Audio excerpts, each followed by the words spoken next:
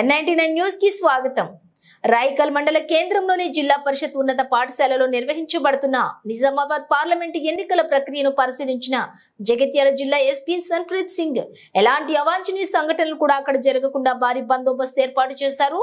ఆయన వెంట training IPS Shivam Upadhyay, CI Arif Ali Khan, Rayakal SI Ajay Goud, police సిబ్బంది తదితరులు ఉన్నారు.